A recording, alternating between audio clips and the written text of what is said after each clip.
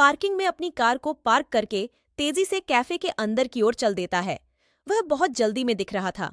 अंदर जाते हुए वह बार बार अपनी घड़ी में समय देख रहा था। उसे यहाँ आने में 10 मिनट देर हो गई थी। वह समय पर आ जाता, मगर दिल्ली की सड़कों पर गाड़ियों का इतना रेला लगा रहता है कि वह चाहकर भी समय पर नहीं पहुंच सका। मानव कैफे के अंदर आते ही इधर उधर देखने लगता है। शायद उसकी निगाहें किसी को ढूंढ रही थीं। अचानक उसकी नजर एक टेबल के पास बैठे एक बुजुर्ग दंपति को देखकर रुक जाती है। वह उसी ओर चल देता है। पता नहीं क्यों दोनों को देखकर मानव के चेहरे पर चिंता की हल्की रेखाएं खींच जाती है। नमस्ते अंकल, आंटी। सॉरी, मुझे आने में देर हो गई। वैसे कैसे हैं आप दोनों? मानव पास जाकर एक खाली कुर्सी पर बैठते हुए पूछा। हम दोनों ठीक हैं मानव, तुम कैसे हो? पहले से वहां बैठे बुजुर्ग आदमी ने कहा। मैं अपने बेडरूम में लगे आदमकद शीशे के सामने खड़ी अपने आप को निहार रही थी। मेरे चेहरे पर खुशी और गम के मिश्रित भाव आ जा रहे थे। पता नहीं क्यों आज मेरा अतीत मुझे बार बार याद आकर परेशान कर रहा था। कमरे के बाहर से शादी में बजने वाले शहनाई के धुन की मधिम आवाज आ रही थी। एक बात बताऊं, शादी किसी और की नहीं बल्कि मेरी ही हो रही थी। घर में अभी मेरी ही विदाई की तैयारी चल रही थी। सभी उसी में व्यस्त थे। मैं भी अभी दुल्हन के वेश में ही शीशे के सामने खड़ी थी। शादी से पहले लगभग सभी लड़कियां अपने ससुराल एवं पति के बारे में ढेर सारे ख्वाब एवं सपने संजोती है, मगर मैं आज तक कभी कुछ नहीं सोची थी। अगर मैं कुछ ख्वाब संजोती भी तो कितना। वैसे भी मेरी जैसी बदनसीबी लड़की को ख्वाब देखने का हक कहाँ होता है।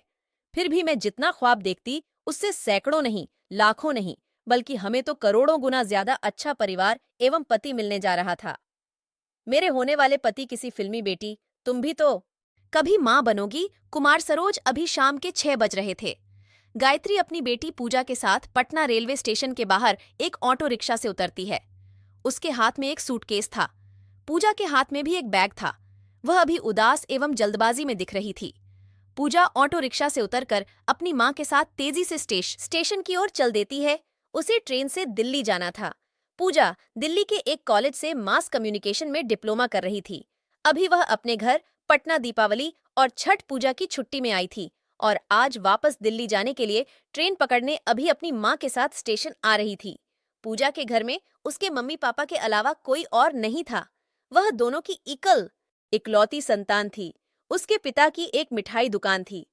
माँ घर की काम करती एवं समय मिलने पर दुकान पर भी जाकर अपने पति की मदद करती थी। पूजा अपने मम्मी पापा के आंखों की तारा थी। दोनों उस पे अपनी जान छिड़कते थे। माँ गायत्री तो पूछ तू मेरा पति कुमार सरोज गायत्री अभी अपने घर के आंगन में बैठी सूप से चावल फटक ही रही थी कि बाहर से उसका पति महेंद्र आ जाता है। उसके चेहरे पर खुशी की मोटी मोटी लकीरें झलक रही थीं। उसे देखने से ही ऐसा लग रहा था मानो वह अपनी जिंदगी की कोई बहुत बड़ी जंग फतह करके आ रहा हो। वास्तव में महेंद्र जिंदगी का एक जंग ही तो जीत कर आ रहा था। आज के आधुनिक दौर में भी एक गरीब बाप को अपनी हैसियत के अनुसार बेटी के लिए योग्य और अच्छा वर खोजना किसी जंग जीतने से कम थोड़े ना है। महेंद्र भी आज अपनी बड़ी बेटी शिम्पी के लिए एक हीरो जैसा कमाऊ दूल्हा ढूंढकर आ रहा था। आज उसकी 2 साल की मेहनत रंग लाई थी। योग्य एवं लायक लड़का खोजने के चक्कर में महेंद्र कितनी जोड़ी जूते अब तक तोड़ चुका था। महेंद्र के पसंद का लड़का, जिसका नाम गौरव था, वह पूर्णिया में खुद की दवाई दुकान चलाता था। आमदनी अच्छी हो जाती थी। वह अपने पिता का इकलौता बेटा भी था। वह दिखने में भी सुंदर था। वह अच्छा पढ़ा लिखा भी था, मगर जब कोई सरकारी नौकरी नहीं